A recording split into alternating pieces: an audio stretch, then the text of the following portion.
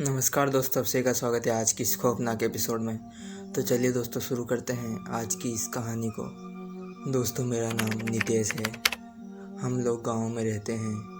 एक बार की बात है जब मेरे परिवार वालों ने मुझे सामान लाने के लिए 5,000 रुपये दिए। करीब शाम के 4 बजे मैं सामान लाने के लिए बाज़ार चला गया।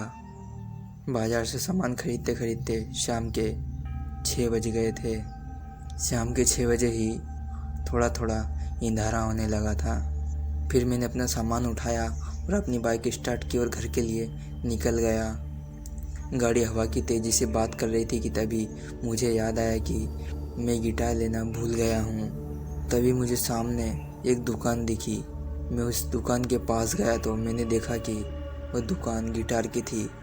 लेकिन मैं सोचने लगा कि इस जंगल के पास ये दुकान कहाँ से आई।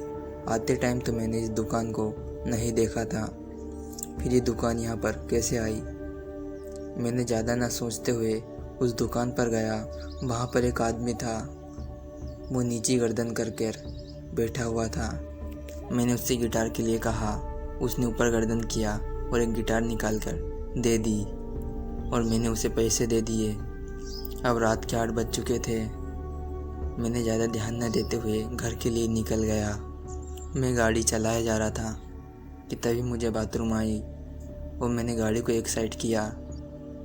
वो झाड़ियों में जाकर करने लगा कि तभी मुझे ऐसा लगा कि कोई मेरे पीछे है। फिर मैंने पीछे मुड़कर देखा तो कोई नहीं था।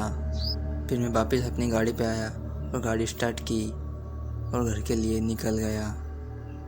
फिर अचानक से मेरी बाइक बंद पड़ गई। मैं गाड़ी पे से उतरा और गाड़ी को चेक करने लगा, लेकिन गाड़ी पूरी ठीक थी, पर पता नहीं क्यों बंद पड़ गई। अब मुझे बहुत ज़्यादा गुस्सा आने लगा था क्योंकि रात के 10 बज चुके थे और ये बाइक भी अभी बंद पड़नी थी।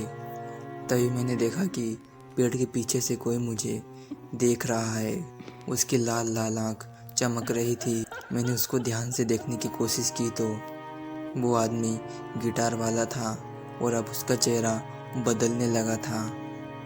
उसका चेहरा बेहद भयानक और डरावना लग रहा था और अब वो मेरे पास धीरे धीरे आने लगा।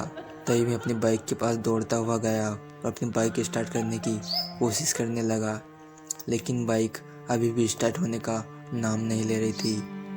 मैं अपनी बाइक को वहीं पर छोड़ा और भागने लगा। अभी भी घर 2 किलोमीटर दूर था। मैं भागता रहा, लेकिन अब वो भूत मुझे पीछे कहीं भी नहीं दिख रहा था कि तभी मुझे पेड़ के पास लाल लाल आँख चमकती हुई फिर से दिखने लगी। अब मैं वो ज़्यादा डरने लगा था। वो पेड़ के पीछे से निकला और मेरी तरफ बढ़ने लगा और अब मैं हिल भी नहीं पा रहा था।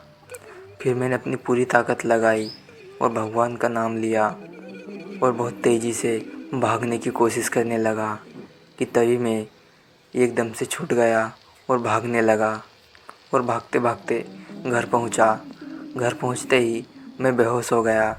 फिर मेरी नींद खुली तो मैं अपने पलंग पर लेटा हुआ था। मेरे घर वालों ने बताया कि मुझे 5 दिन के बाद होश आया है। फिर मैंने अपने घर वालों को ये सारी बात बताई। फिर उन्होंने बताया कि एक ट्रक वाले ने उस दुकान को ठोक दिया था और उसमें उसकी दुकान भी नहीं बची और वो दुकान वाला भी नहीं। तब से वो वहाँ पर भटकता रहता है। तो दोस्तों ये थी आज की कहानी। दोस्तों आपको कहानी अच्छी लगी हो तो चैनल को ज़रूर सब्सक्राइब करें। तो दोस्तों मिलते हैं आपको इसी तरह खौफनाक और डरावनी कहानी के साथ। तब तक के लिए बाय बाय।